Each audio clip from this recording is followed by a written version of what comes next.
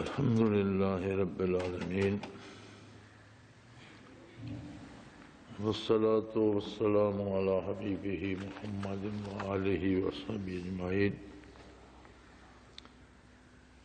أعوذ بالله من الشيطان الرجيم. بسم الله الرحمن الرحيم.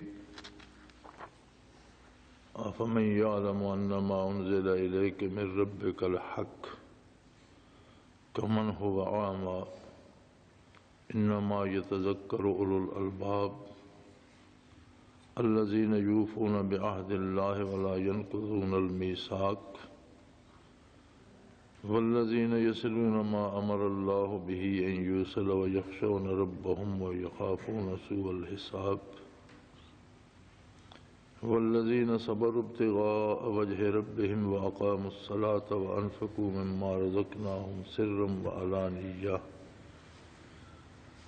ويدرؤون بالحسنة السيئة أولئك لهم عقبى الدار جنات عدن يدخلونها ومن صلح من آبائهم وأزواجهم وذرياتهم والملائكة يدخلون عليهم من كل باب سلام علیکم بما صبرتم فنعم عقبى الدار. اللهم سبحانك لا علم لنا إلا ما علمتنا إنك أنت العليم الحكيم. مولاي صل وسلم دائما أبدا على حبيبك من زانت به الأسر.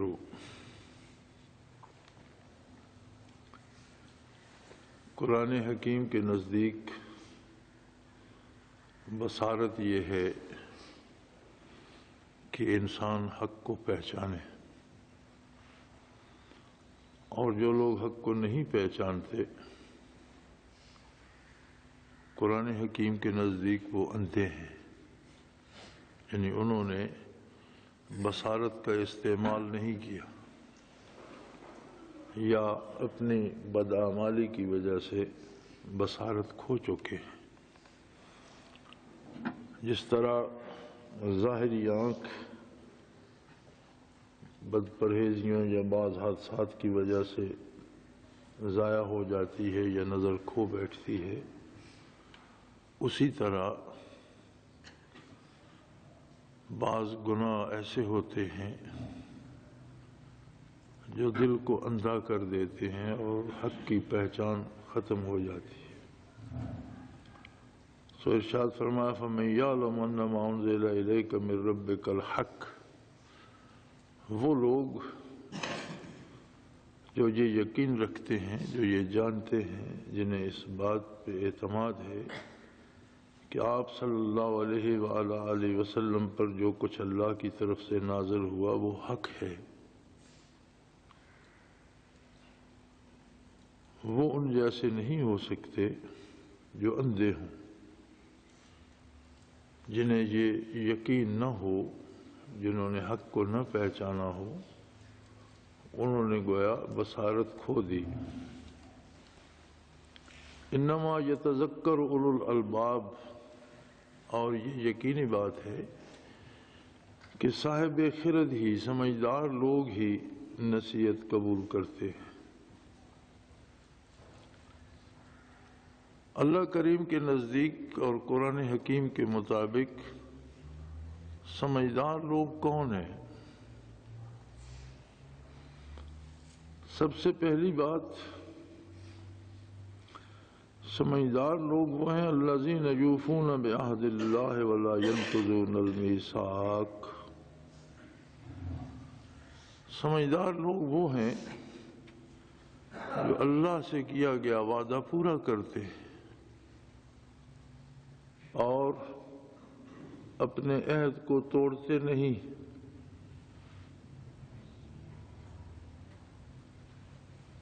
جس طرح روح زمین پر آنے سے پہلے، عالم خلق میں آنے سے پہلے ارواح سے وعدہ لیا گیا، الستُ بربکم، کیا میں تمہارا پروردگار نہیں ہوں؟ قالوا بلا، سب نے کہا بے شک تو ہی ہمارا پروردگار ہے.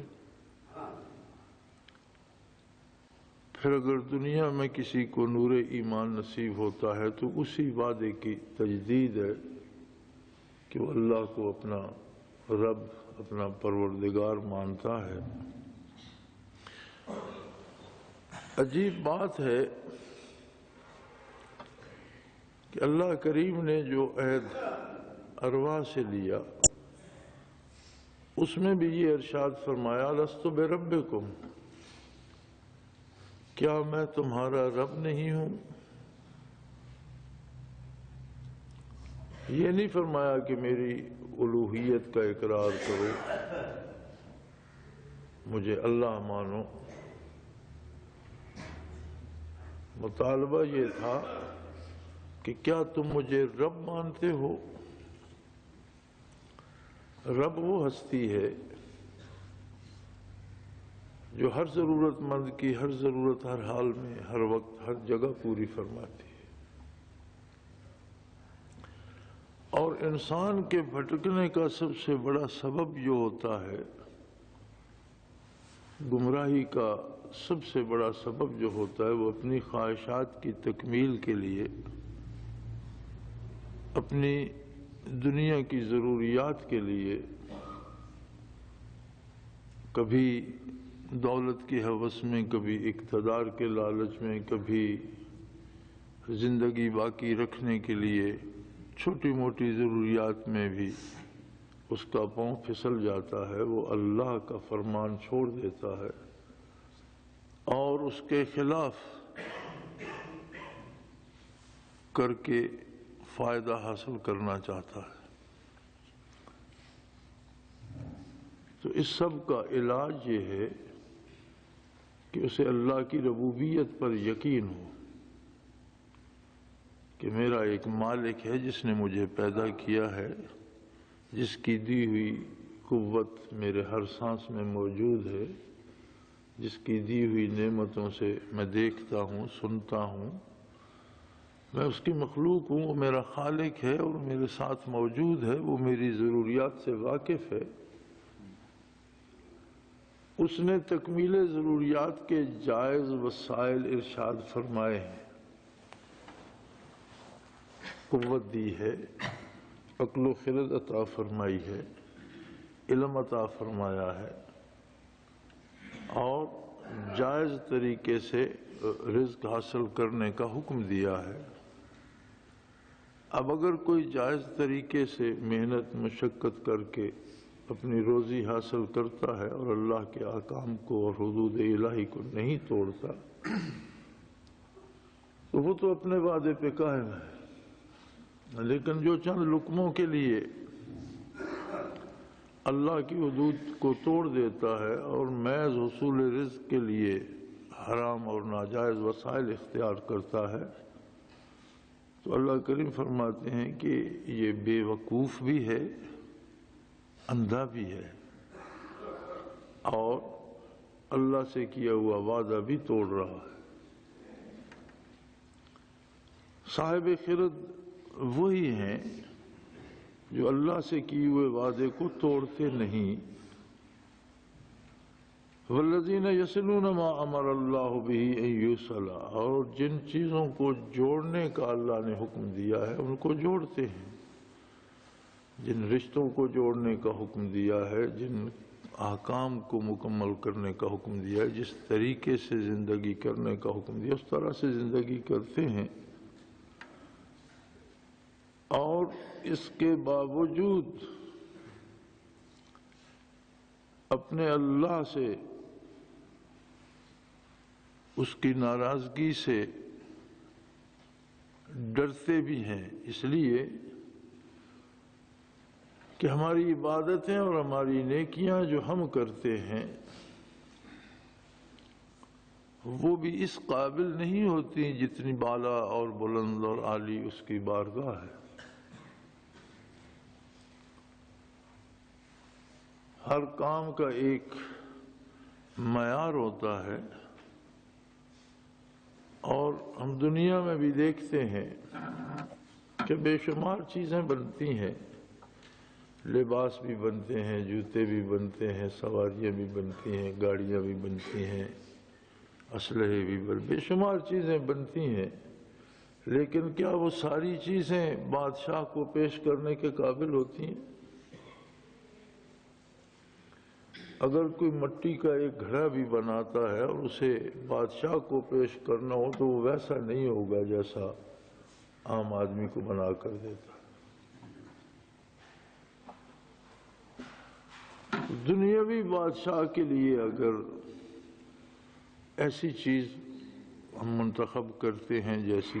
کسی عام آدمی کی رسائی میں نہ ہو، تو جو چیز بارگاہ الہی میں پیش کرنی ہے وہ کیسی ہونی چاہیے؟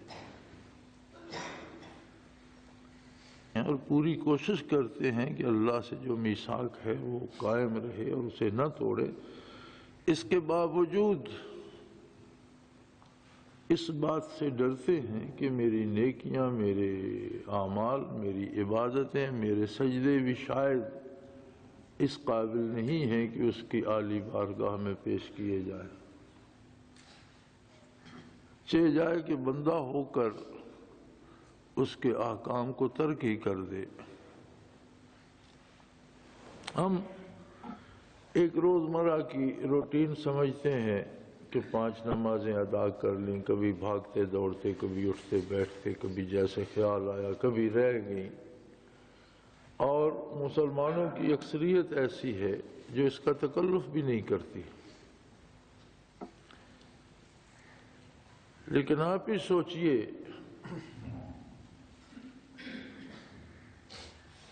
کہ جن امور کو اللہ کریم نے لازمی قرار دے دیا ہے، جن کے بغیر چارہ ہی نہیں، اگر کوئی شخص ان پر بھی عمل نہیں کرتا تو دوسرے امور پر عمل کی توفیق اسے کیسے ہوگی؟ یا کرتا ہے تو کما حقہ نہیں کرتا، چونکہ عبادت کے لیے 2 چیزیں ضروری ہیں۔ ایک تو یہ ہے کہ اللہ کا حکم ہو، دوسرا یہ ہے کہ طریقہ وہ ہو جو محمد الرسول اللہ صلی اللہ علیہ وسلم نے بتایا یا سکھایا یا اختیار کیا۔ ہم اگر اپنی روزمرہ کی زندگی کا تجزیہ کریں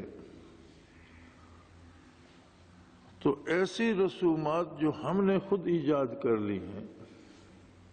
جن کا حکم اللہ نے نہیں دیا، جو نبی کریم صلی اللہ علیہ وسلم سے ثابت نہیں ہے اور ہم نے خود وضع کر لی ہیں، ان پر پوری پابندی اور پورے اہتمام سے عمل ہوتا ہے۔ وہ خواہ شادی بیاہ کے معاملے میں ہوں یا کسی کی موت پر ہوں۔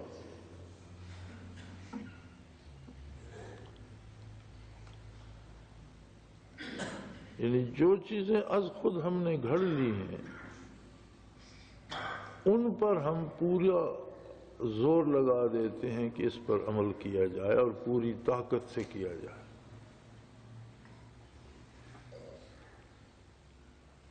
حکومت کے امور بھی اپنے ہوتے ہیں اور اس کے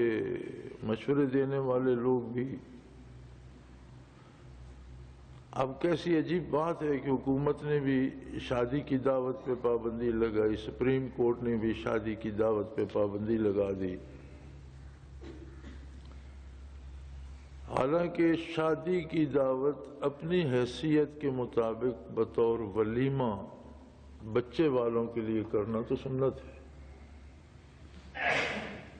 بچی والوں کے لیے دعوت کرنا ضروری نہیں ہے۔ ہاں اگر کوئی باہر سے دور سے مہمان آ گئے ہیں تو کھانا تو وہ کھائیں گے، لیکن اسے کسی دھوم دھڑلے کی بڑی دعوت بنانے کی ضرورت نہیں ہے۔ اور بچوں والے کے لیے ولیمہ کرنا سنت ہے۔ اور غالباً میں نے پڑھا تو نہیں لیکن میں سمجھتا یہ ہوں کہ سپریم کورٹ کے حکم میں بھی اس کی اجازت تو ہوگی کہ ولیمہ اپنی حیثیت کے مطابق کوئی کر سکے۔ لیکن عجیب بات یہ ہے کہ جو مر جاتا ہے، یتیم بچے چھوڑ جاتا ہے، اس کی میراث جب تک ورثاء میں اور ان بچوں میں تقسیم نہ ہو جائے تب تک اس کی میراث سے خرچ کرنا جائز نہیں ہے۔ اور میں یہ سمجھتا ہوں کہ شادی سے بڑی دعوت مرنے پہ ہوتی ہے۔ اس پہ کوئی پابندی بھی نہیں، اور وہ ہم نے ایجاد کر لی ہے۔ ایسا بھی دیکھنے میں آتا ہے کہ ایک مریض دوائی کے لیے ترستا رہتا ہے، اسے 10 15 20 50 100 روپے کی دوائی لا کر کوئی نہیں دیتا، لیکن جب وہ مر جاتا ہے تو پھر دیگیں پکنا شروع ہو جاتی ہیں اور ہزاروں روپے خرچ ہو جاتے ہیں۔ وہی بندہ زندہ تڑپ رہا ہوتا ہے تو اس پر 10 روپے خرچ کرنے کو کوئی نہیں تیار ہوتا کہ اس کا علاج معالجہ ہو سکے، اور اس طرف شاید حکومت کی توجہ بھی نہیں گئی۔ چاہیے تو یہ تھا کہ اس کے ساتھ یہ قانون بھی بنا دیا جاتا کہ مرنے والے کے گھر سے بھی کھانا نہ کھایا جائے، لیکن وہ چونکہ ہم نے خود ایجاد کر لیا ہے۔ شرن تو یہ ہے کہ اگر اسی کے گھر سے کھانا ہے، بلکہ شرن تو یہ ہے کہ 3 دن تک رشتہ دار اور دوست احباب مہمانوں کو کھانا دیں، دعوتیں نہ کریں، لیکن جو دور سے مہمان آئے ہیں یا خود اس کے جو بچے یا اہل خانہ رہ گئے ان کے کھانے کا انتظام کریں، اور اگر بچے یتیم ہی رہ گئے ہیں تو ان کی میراث سے تو کھانا کسی طور بھی جائز نہیں، اور اگر بڑے بھی ہیں تو جب تک وہ میراث تقسیم نہیں ہوتی، ہر ایک کو اپنا حصہ نہیں ملتا، پھر کوئی اپنے حصے سے خرچ کرتا ہے تو کرے، لیکن کوئی نہیں پوچھتا۔ اس لیے نہیں پوچھتے ہم کہ یہ رسمیں ہم نے بنائی ہیں، اور جو ہم نے بنائی ہیں ان پر ہم حرف نہیں آنے دیتے۔ ہمارا تو غریبی ہو، گھر میں کوئی چیز نہ بھی ہو تو بھی ادھار مانگیں، کچھ رہن رکھیں، اس کا اہتمام ہم کرتے ہیں جو ہم نے بنائی ہیں، لیکن جو اللہ کا حکم ہے اور جو احکام ہیں شریعت کے اور جو فرائض ہیں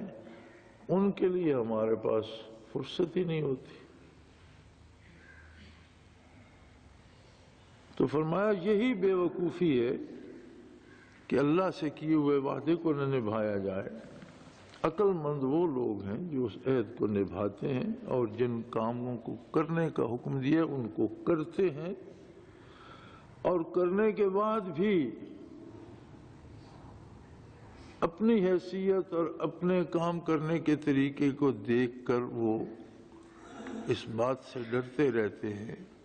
کہ یہ جو کچھ میں کر رہا ہوں شاید یہ قبول بھی ہوتا ہے کہ نہیں، اس قابل ہے بھی کہ نہیں۔ وَيَخَافُونَ سُوءَ الْحِسَابِ، اور اس بات کا اندیشہ رکھتے ہیں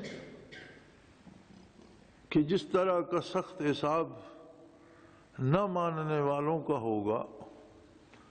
کہیں ماننے کے بعد بھی میرے یہ ٹوٹے پھوٹے اعمال اکارت چلے جائیں اور میں اس طرح نہ پکڑا جاؤں جس طرح نہ ماننے والے پکڑے جائیں۔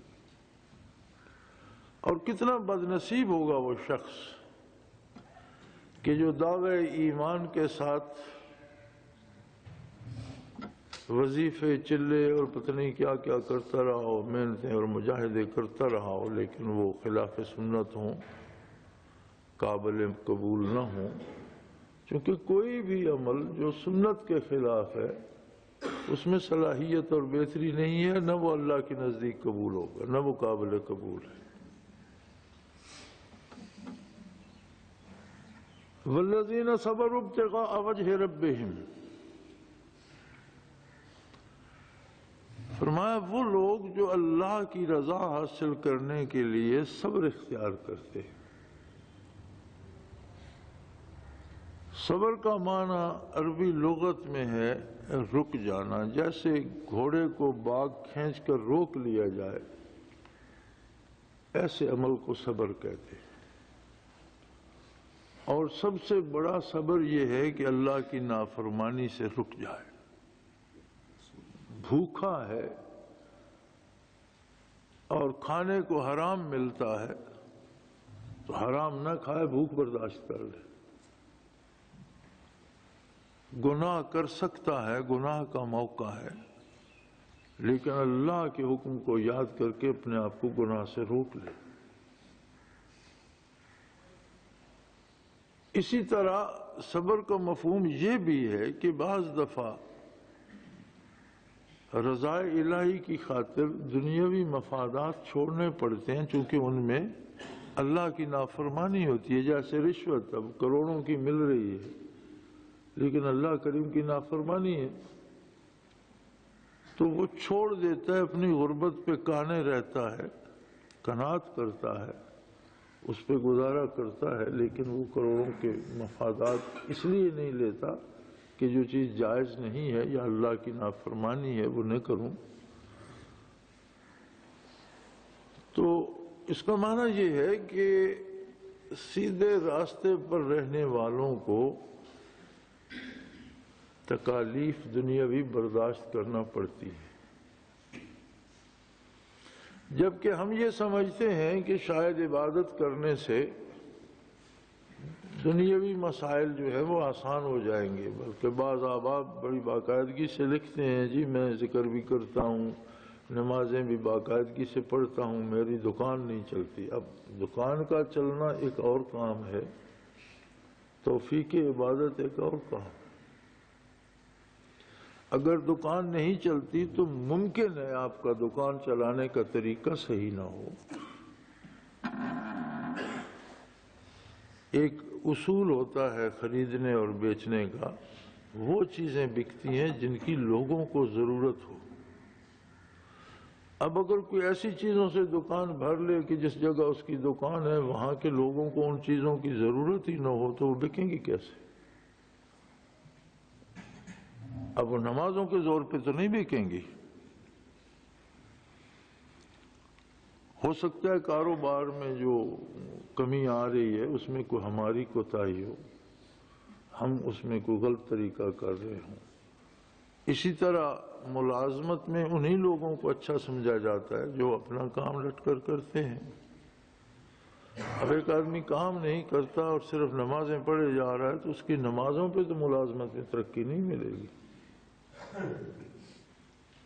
بلکہ نماز روزہ کرنے والے اور دیندار آدمی کو تو دوسرے بے نماز سے زیادہ کام کرنا چاہیے اور زیادہ اس سے بہتر نظر آنا چاہیے، زیادہ دیانتداری ثابت کرنی چاہیے۔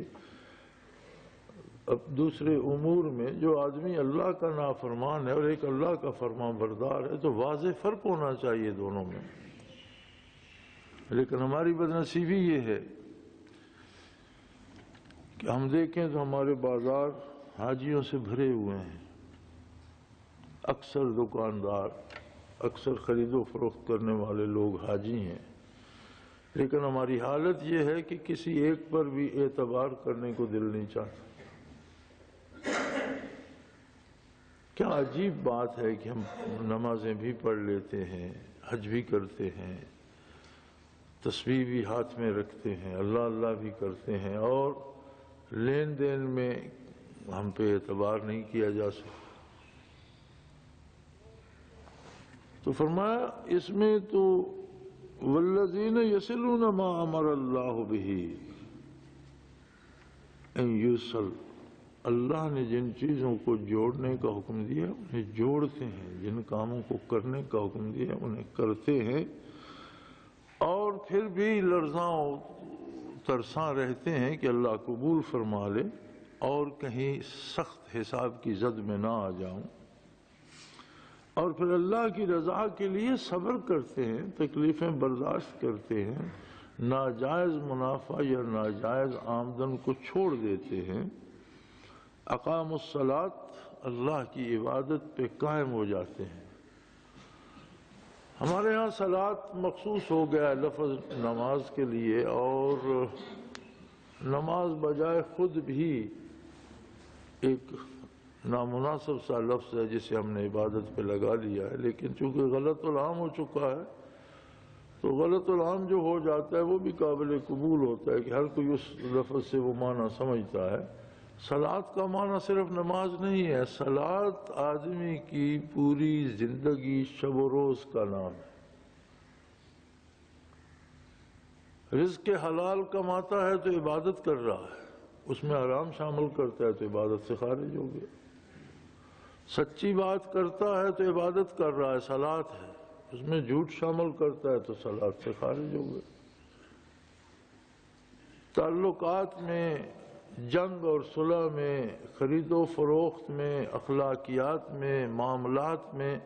جہاں جہاں اللہ کی اطاعت ہوگی اور خلوص اور ایمان کے ساتھ ہوگی وہ سب صلات شمار ہوگی۔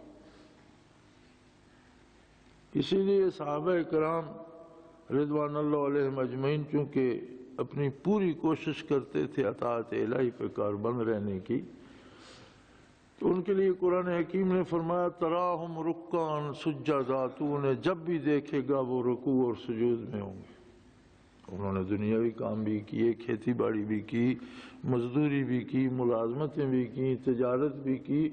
اور جہاد بھی کیے، ایک عالم کو فتح کر لیا، لیکن ان کے ہر کام کو رکوع و سجود قرار دیا قرآن کریم نے، اس لیے کہ جو کام بھی وہ کرتے تھے نبی کریم صلی اللہ علیہ وسلم کی سنت کے مطابق ہوتا تھا اور اللہ کی رضا کے لیے ہوتا تھا۔ تو جو کام اللہ کی رضا کے لیے ہوگا اور نبی علیہ الصلوۃ والسلام کے بتائے ہوئے طریقے کے مطابق ہوگا وہی صلات ہوگا، وہی رکوع و سجود ہے۔ تو وہ اس خلوص سے کرتے تھے کہ رکوع اور سجود عبادت کا بھی حاصل ہے، کمال ہے، انتہائی کمال ہے عبادت کا رکوع اور سجود۔ تو وہ جو کام بھی کرتے تھے اس خلوص سے اور اس پابندی سے کرتے تھے کہ وہ رکوع اور سجود شمار ہوتا ہے۔ تو فرمایا جو اللہ کی رضا کے طالب ہوتے ہیں اگر ان پر سختی بھی آ جائے، مشکلات بھی آ جائیں تو صبر کرتے ہیں، مشکلات سے یا سختی سے بھاگ کر اللہ کے در کو چھوڑ نہیں دیتے۔ اقام الصلاۃ، اللہ کی اطاعت پہ کاربند رہتے ہیں۔ وَأَنفَقُوا مِمَّا رَزَقْنَاهُمْ سِرًّا وَعَلَانِيَةً، اور جو چیزیں اللہ نے انہیں عطا کی ہیں، جو کمال اللہ نے انہیں دیے ہیں، وہ کمال علمی ہے، وہ کمال قوت کے اعتبار سے ہے، وہ کمال اقتدار کے اعتبار سے ہے، وہ کمال دولت کے اعتبار سے ہے، جو نعمتیں اللہ نے انہیں دی ہیں انہیں اللہ کے حکم کے مطابق صرف کرتے ہیں۔ وہ سمجھتے ہیں کہ یہ سب کچھ میرے پاس امانت ہے، کسی کی دی ہوئی چیز ہے۔ ایک آدمی بڑا شاہ زور ہے، ہم دیکھتے ہیں، لیکن اگر وہ اپنی طاقت کو خلاف حق استعمال کرے تو ایک دفعہ وہی آدمی ہمیں دیواریں پکڑ کر چلتا ہوا یا لاٹھی پکڑ کر چلتا ہوا نظر آتا ہے۔ اس کی اپنی طاقت ہوتی تو اس کے پاس رہتی، کسی کی دی ہوئی تھی اس نے لے لی۔ اسی طرح دولت مند فقیر ہو سکتا ہے،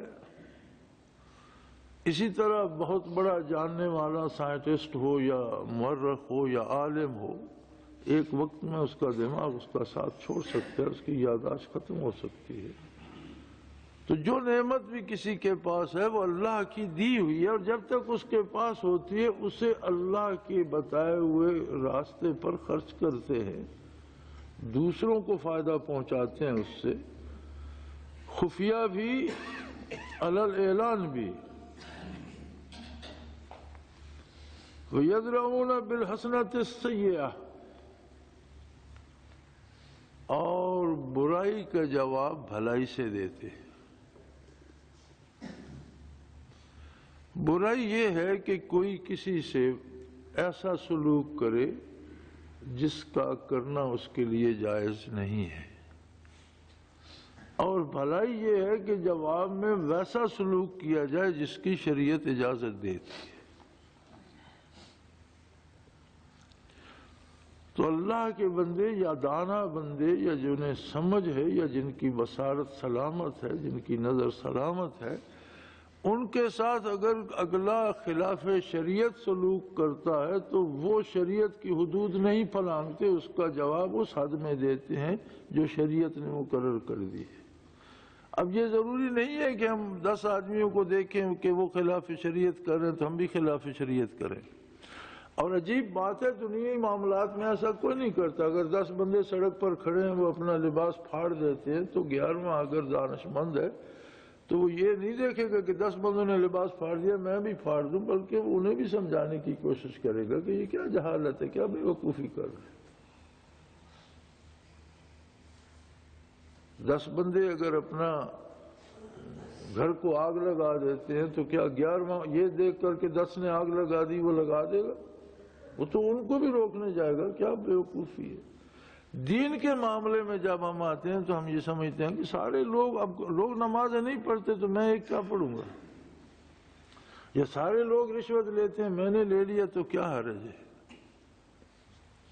بات سارے لوگوں کی نہیں ہوتی، بات ہر ایک کی اپنی ہے،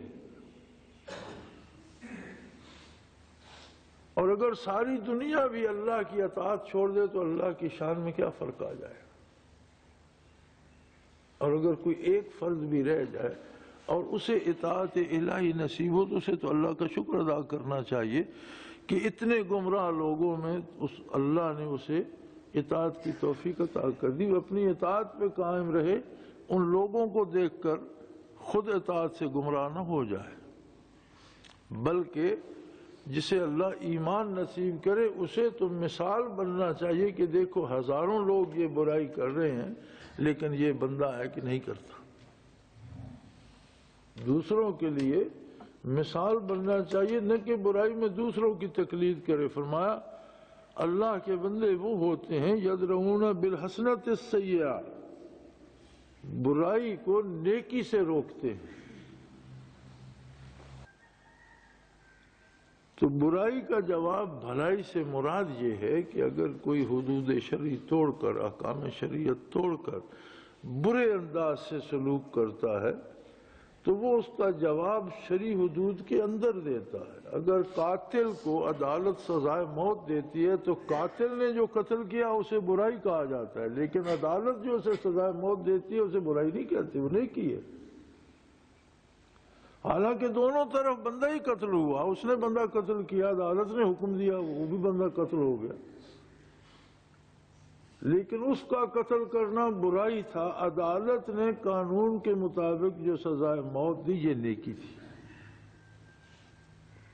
تو برائی کو نیکی سے ختم کیا جاتا ہے۔ اس سے مراد یہ نہیں ہے کہ عیسائیوں کی طرح اگر ایک گال پہ تھپڑ لگے تو دوسرا آگے کر دو، یہ مراد نہیں ہے۔ مراد یہ ہے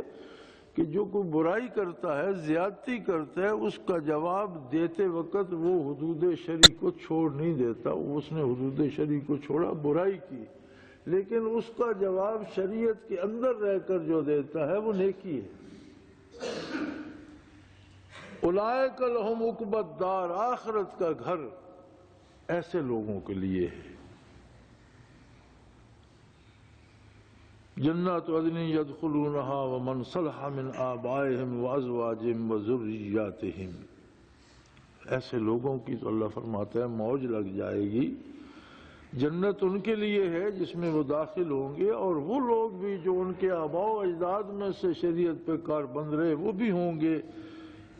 ان کی بیویاں ہوں گی، ان کے بچے ہوں گے، یعنی خاندانوں کے خاندان اگر شریعت پہ کاربند رہے تو جنت میں خاندانوں کے خاندانوں کو جگہ دے دی جائے گی، اکٹھے یکجا کر دیے جائیں گے اور مل کر رہیں گے۔ والملائکۃ یدخلون علیہم من کل باب، اور فرشتے خادموں کی طرح ہر دروازے پہ ان کی خدمت کے لیے کھڑے ہوں گے اور داخل ہوں گے اور انہیں کہیں گے سلام علیکم بما صبرتم، اللہ کی سلامتی ہو تم پر کہ تم نے صبر سے زندگی کاٹی، یعنی شریعت پر جم کر رہے، مصیبت آئی تو بھی، راحت آئی تو بھی، بھوک افلاس آیا تو بھی، یا دولت آ گئی تو بھی حدود شرعی کو نہیں چھوڑا، یہ صبر ہے۔ تم نے صبر کیا، فنعم عقبی الدار، تو کتنا مزے کا یہ آخرت کا گھر ہے، اب موج کرو۔ آخرت کی زندگی نہ ختم ہونے والی ہے، اور دنیا کی زندگی چند روزہ ہے۔ خوش نصیب ہے وہ جو والدین کی نجات کا سبب بھی بنے اور اولاد کی نجات کا سبب بھی بن جائے۔ اور اللہ کریم اپنے چاہنے والوں، اپنے سے محبت کرنے والوں پر یہ انعام فرما دیتے ہیں کہ ان کے والدین کو بھی نجات ہو جاتی ہے، اولادوں کو بھی نجات ہو جاتی ہے، اور آخرت میں اللہ کریم کامیابی عطا فرماتے ہیں۔ اللہ کریم ہم سب پہ رحم فرمائے، ہمارے خطاؤں اور گناہوں سے درگزر فرمائے، اور ہمیں ان لوگوں میں شامل فرمائے جن کے خاندانوں کے خاندان جنت میں داخل ہوں گے۔ وآخر دعوانا الحمدللہ رب العالمین۔